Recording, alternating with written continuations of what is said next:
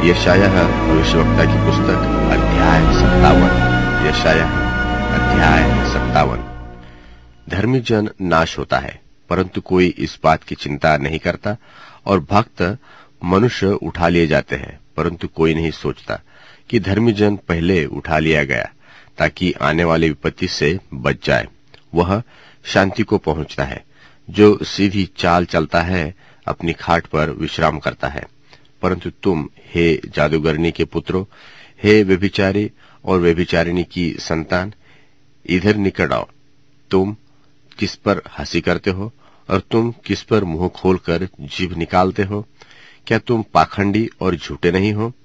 तुम तो सब हरे वृक्षों के तले देवताओं के कारण कामातुर होते, और नालों में चट्टानों की दरारों के नीचे बाल बच्चों को बध करते हो। नालों के चिकने पत्थर ही तेरा भाग और अंश ठहरे। तूने उनके लिए तपोवन दिया और अन्नबलि चढ़ाती है। क्या मैं इन बातों पर शांत हो जाऊं? एक बड़े ऊंचे पहाड़ पर तूने अपना बिछौना बिछाया है, वहीं तू बलि चढ़ाने को चढ़ गई है।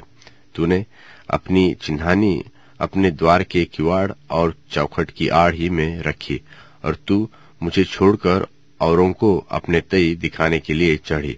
तूने अपनी खाट चौड़ी की और उनसे वाचा बांध ली, और तूने अपनी खाट को जहां देखा पसंद किया, और तू तेल लिए हुए राजा के पास गई और बहुत सुगंधित तेल अपने काम में लाई, और अपने दूत दूर तक भेज दिए, और अधोलोक तक अपने को नीचा किया।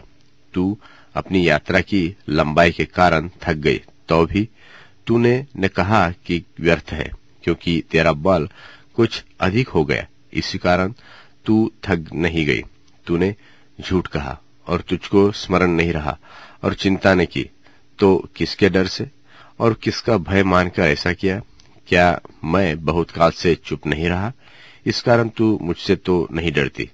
मैं आप तेरे धर्म और कर्म का वर्णन करूंगा, और परंतु उनसे तुझे कुछ लाभ न होगा। जब तू दुहाई दे, तब जिनको तूने जमा किया है वह तुझे छुड़ाए। वे तो सब की सब वायु से वरन एक फूंक से भी उड़ जाएगी, परंतु जो मेरी शरण लेगा वह देश को बंटवारे में पाएगा, और मेरे पवित्र का पर्वत का अधिकारी हो जाएगा। और यह कहा जाएगा कि पांति बांध बांध कर राजमार्ग बनाओ, और मेरी प्रजा के मार्ग में से ठोकर दूर करो। क्योंकि जो महान और उत्तम और सदैव स्थिर रहता, और जिसका नाम पवित्र परमेश्वर है, वह तो यो कहता है कि मैं ऊंचे पर पवित्र स्थान में निवास करता हूँ, और उसके संग भी रहता हूँ, जो खेदित और नम्र है, कि नम्र लोगों के हृदय और खेदित लोगों के मन को हर्षित करूं। मैं तो सदा मुकदमा लड़ता न रहूंगा, और न सर्वदा क्रोधित रहूंगा, क्योंकि आत्मा और मेरे बनाए हुए जीव मेरे सामने मूर्छित हो जाते हैं।